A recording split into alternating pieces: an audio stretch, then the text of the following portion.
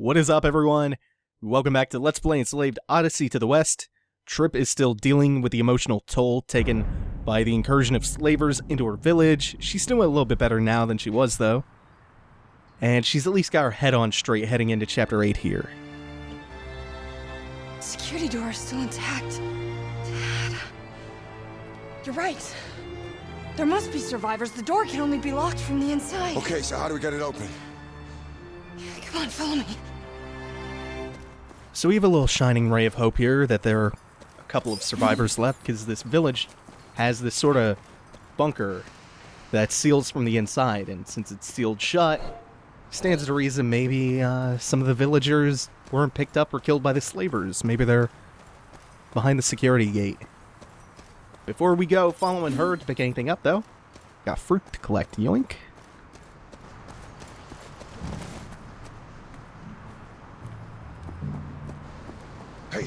Hey, where are you going? If we remove the restrictors on the wind turbines, it will create a power surge. The electronic locks in the main hall will overload, shut down, be forced to reboot. While they're rebooting, I'll override them. Yeah, but will that work? Yes, follow me. I need to get the power up to about 1,500 kilowatts. I hope the generators weren't damaged in the attack. Yes, they're okay. This is gonna work.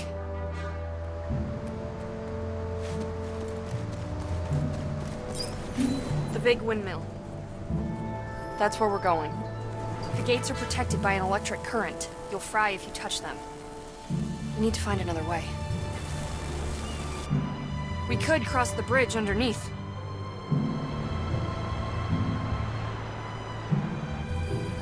Before we do any of that, now that I have access to Trip's shop once again, I'm gonna do a little catching up. First off, I'm gonna max my health out if I can. And yeah, I have just enough to do that. So now shields are maxed for the rest of the game. Health is maxed out. And I can start to work on a few other upgrades as well. I don't think I have anything left to pick anything else up. No combat skills I can get. I don't think I can upgrade the staff at the moment. Unless there's something pretty cheap. Yeah, I guess I'm just gonna keep saving up. So we have our long-term goal. We have to provide power to the security door so that we can open it. A couple of obstacles standing in our path. First off, we have to get to those windmills that provide power to the village. And we have to find our way around that through traversal.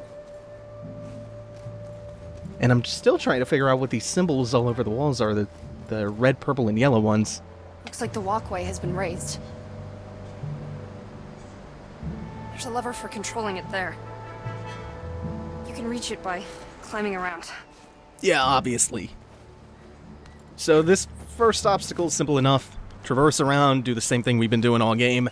This is eventually going to culminate in kind of a neat, spectacular puzzle. Nothing too complicated. I feel like... wait, where am I going? Oh, down. There are kind of two big puzzles that we've come to thus far. The scaffolding one and the bridge puzzles, which, while still not hard, are more interesting than the one coming up. Good job. Now use the lever and lower the walkway.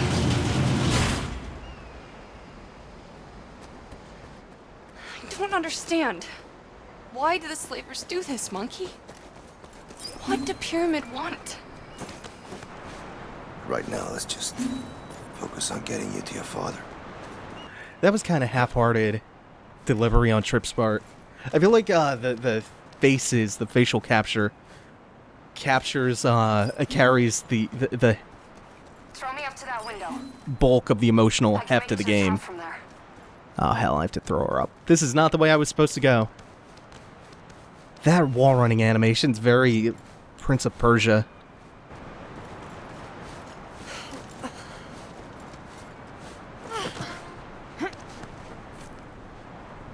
You'll need to make your own way up.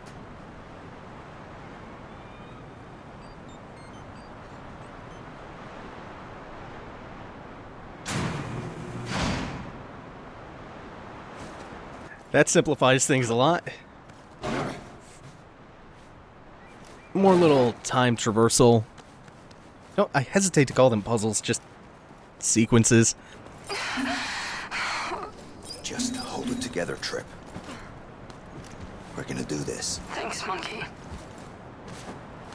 Like I was saying, their facial expressions carry a lot of the emotional heft of the game. A lot of the gravitas. And we're deep enough in the game now that you've probably seen a good range of how the facial capture in this is.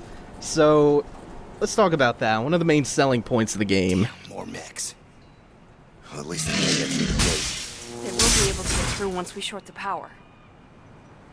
Okay, just leave them to me. Yeah, so we'll have a looming mech threat to deal with later on once the power's off and the gates are open. We need to open the sails and get it moving.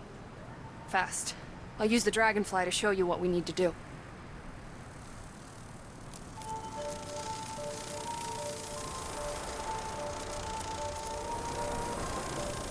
You should be able to climb up the back. You'll have to pull down each sail to get it turning. Let's go.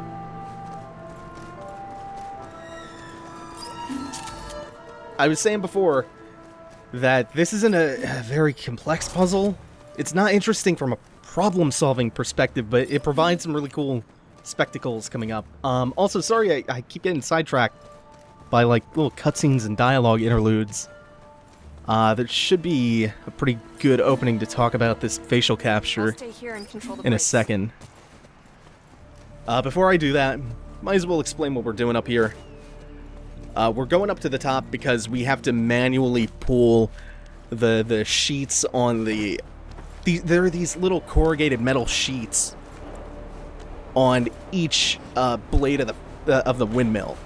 And we have to pull each one down and get it spinning faster and faster with each sail we pull down. And each time we come up here, we're gonna have to do something a little bit different as far as traversal goes to get the next sail down. They call them sails, but you'll see what I mean. It's actually kind of a cool idea because normally when you think of a sail, you think of big billowing cloth.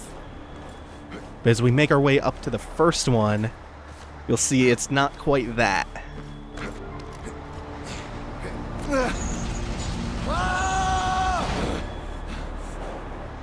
Good. But we need more power. Can you open the other sails? You can't access the other sails from the top.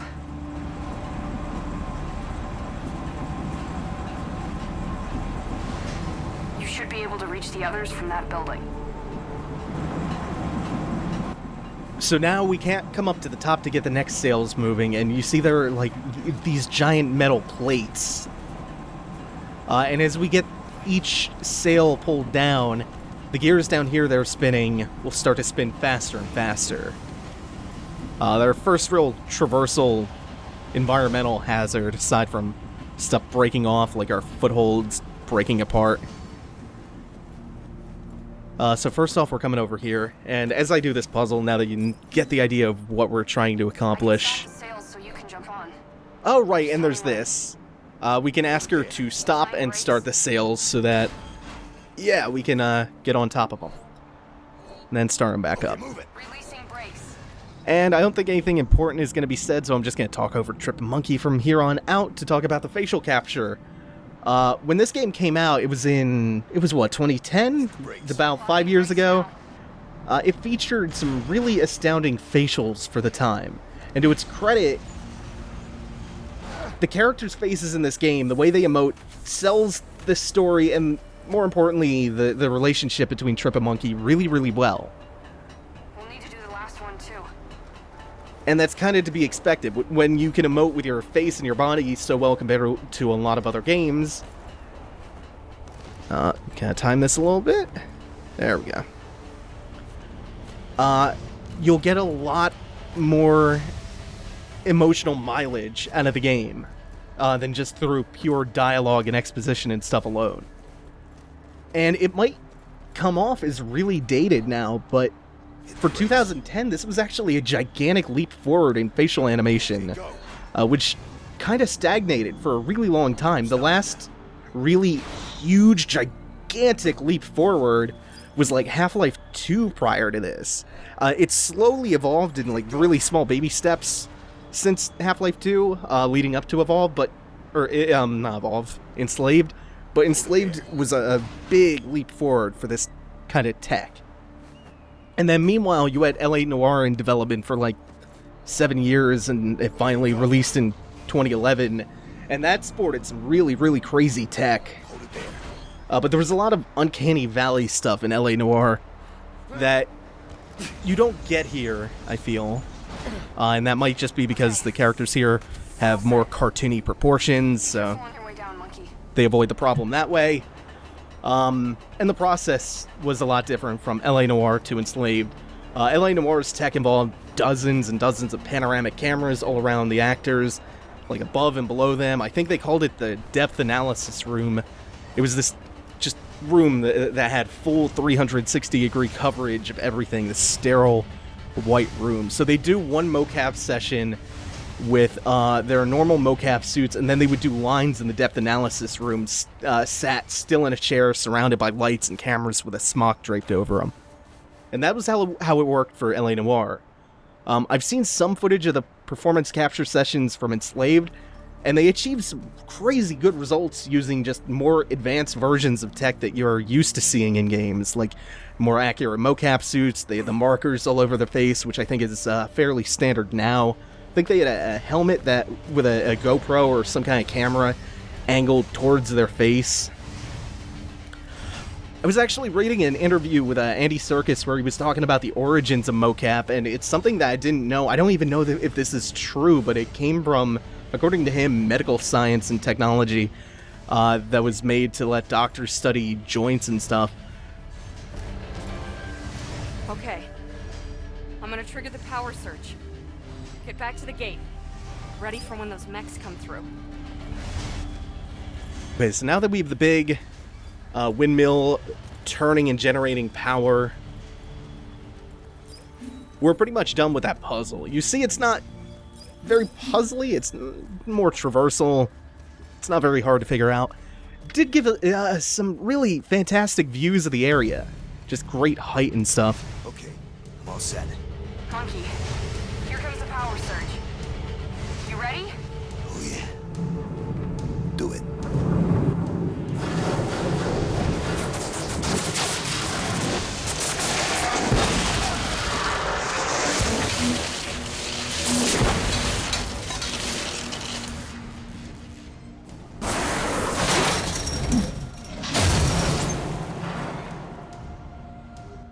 Yeah, so I guess the goal of that puzzle was to provide so much power that it would overload and short all the electronic locks out, so the security door we should be able to open up now. I think she said it was to reset the system or something, reboot it.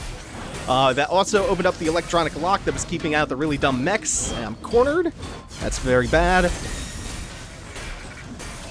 Get me out of there. No sense using the focus stack on him since he's already damaged, although he's not going down yet. I think that might have been one of the brutes. I thought he was an Electro. It's one of the beefier brute enemies. Yeah, he's still up. Still going at me. Ah! This, unlike the last two chapters, is not terribly combat focused, though. There's this big gauntlet right here, and that's gonna be about it for the chapter, as far as combat goes. Oh no, I'm sorry, this ends with a boss fight. Never mind.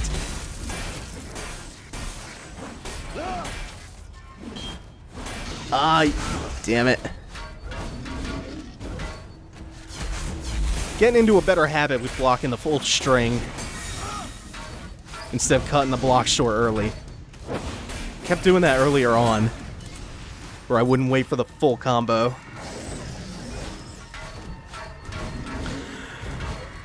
I think the next upgrade I want to try to pick up might be the counterattack.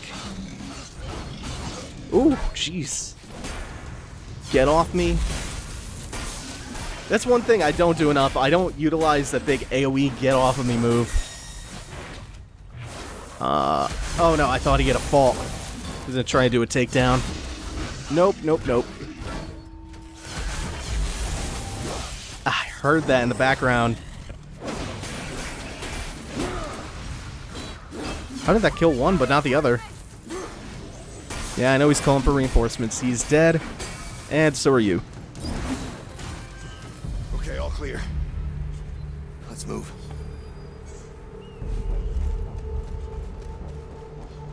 We need to get back to the war room door. I should be able to get it open when the system reboots.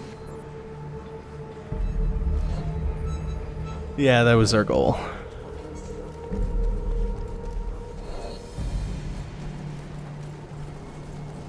Now all there's left to do is to backtrack to that big town square-like area with a fountain and finish off the chapter. It's been a really, really short one. So, oh, she has to open up the door.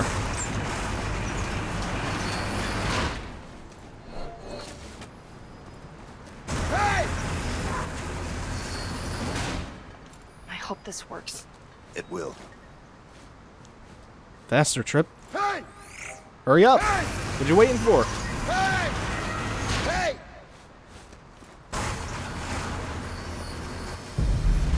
The system's powering down. Shit, dog. Where did that come from? You go ahead. I'll deal with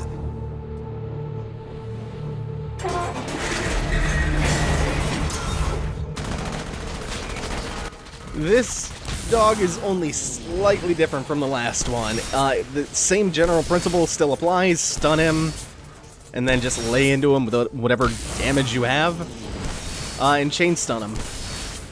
This time, since I have so many staff blasts to burn through, I can do a whole lot of damage very, very quickly. Oop. The only key difference to this dogfight from the last one is that he has a Gatling gun mounted to his head, which will come into play soon. Other than that, it's almost identical to the last fight.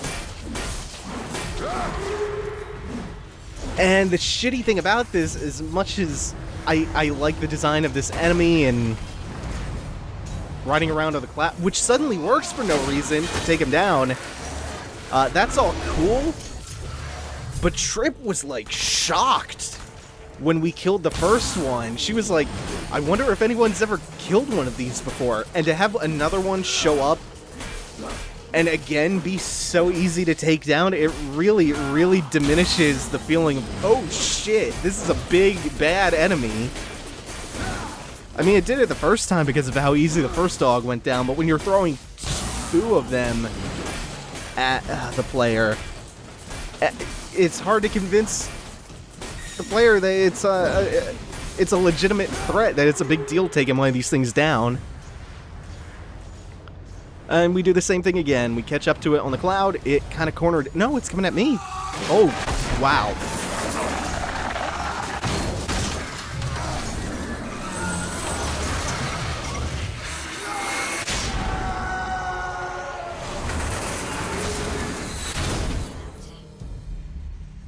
Oh, Enslaved has such bad clipping issues. And it's just gone. Oh no, there it is. So the Gatling gun is like attached to its big old robot spine. You just tear it out.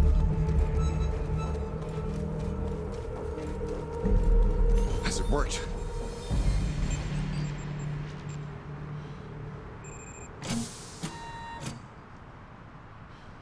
Yes.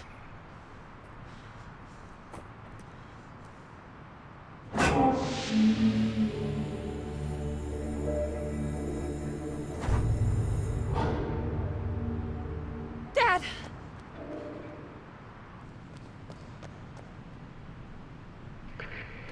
My daughter, my beautiful daughter, I know how resourceful you are. I know there's a chance you will come back, somehow escape the slavers, and make your way home.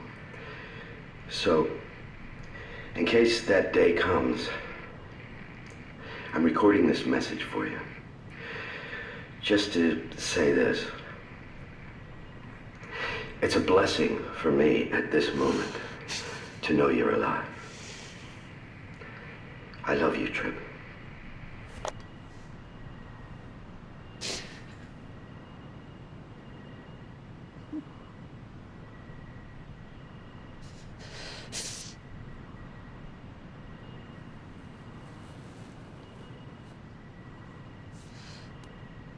I said, get me home.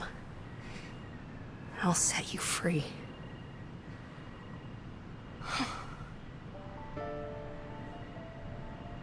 I guess I lied.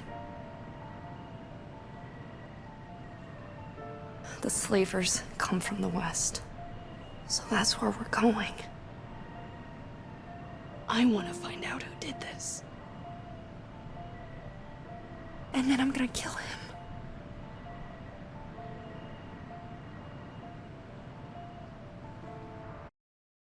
That's going to do it for Chapter 8. Thanks for watching, everyone. If you like this video, make sure to like, comment, and subscribe.